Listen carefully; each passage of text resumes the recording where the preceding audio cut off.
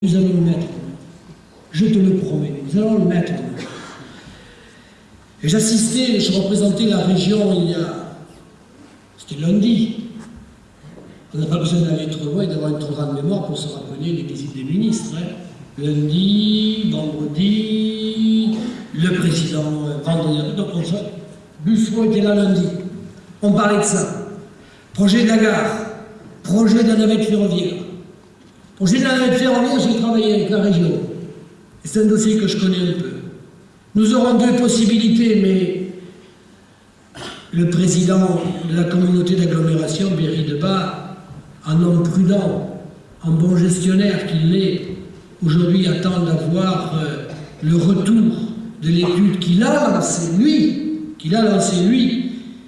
pour connaître tous les tenants et les aboutissements, la part investissement, la part fonctionnement.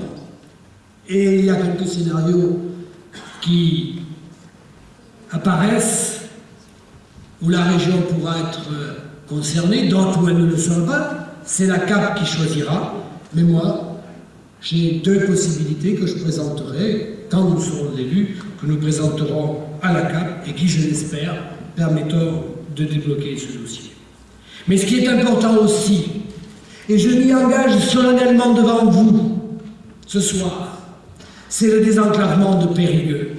Désenclavement, tout le monde en parle. Il y a des choses qui ont été faites, saluons-les. L'autoroute, il fallait le faire, elle est faite, tant mieux. Maintenant, il faut aller plus loin. Il faut passer par le rail. Le rail, c'est l'avenir. Et nous sommes dans une situation assez favorable. Mais à l'horizon un peu lointain, vous allez me dire. Et c'est pour ça que dans nos projets, il y a des projets à court terme et à moyen terme.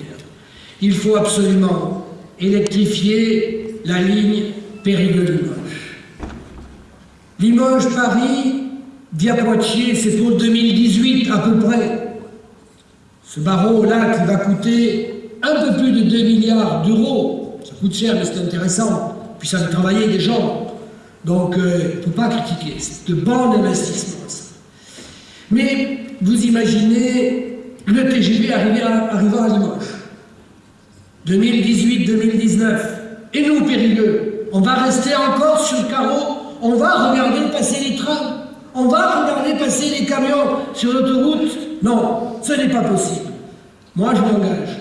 Et j'ai pris des contacts avec Alain Rousset, avec Jean-Louis Carrère, qui est le vice-président chargé des infrastructures, pour qu'on puisse lancer dès notre élection, Max, dès notre élection, tu m'entends, une étude de faisabilité sur l'électrification de la ligne Périgueux-Limoges, pour que nous puissions raccrocher des wagons TGV à la ligne Limoges-Poitiers-Paris. Le coût de l'électrification, vous allez me dire, c'est une fortune. Je vais vous le dire aujourd'hui, c'est 100 millions d'euros. 2 milliards d'un côté, 100 millions de l'autre. Périgueux ne vaut pas 100 millions. Périgueux ne vaut pas 100 millions. Le transport des voyageurs, le transport démocratique, le transport du développement durable ne vaut pas 100 millions pour des années, des siècles et des siècles. C'est à nous, c'est nous qui le ferons. Et moi je m'engage, et le Bussereau m'a dit que l'État participerait aussi au cofinancement de cette étude de faisabilité. Et je sais que le président du Conseil général de la Dordogne est d'accord aussi pour cofinancer l'étude. Et j'irai voir mon ami Denano pour que lui aussi, au niveau du Limousin, participe au cofinancement de cette étude. Et après, il faudra que l'on trouve les investissements. Et nous les inscrirons au contrat de projet 2014-2020. C'est ça notre boulot, c'est ça ma force, aussi en tant que vice-président de la région. Et je vous garantis que je mettrai tout en œuvre pour que ce dossier vive et qu'il ne soit pas enterré. Le désenclavement par les airs, il ne peut pas passer par Périgueux. Je ne suis pas contre les aéroports, mais je suis contre 2 aéroports en Périgord. C'est un luxe que notre département ne peut pas s'offrir.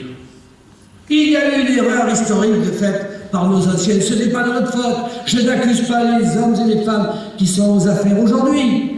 C'est ainsi. Cet aéroport est dans une cuvette entourée de collines, entourée d'une rivière avec du brouillard.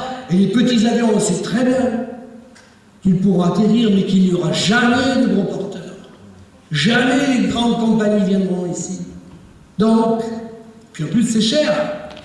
350, 400 euros le billet. Pas beaucoup ici dans cette salle qui peuvent s'offrir lui. Donc nous choisirons le rail. Et nous nous battrons, je peux vous le dire.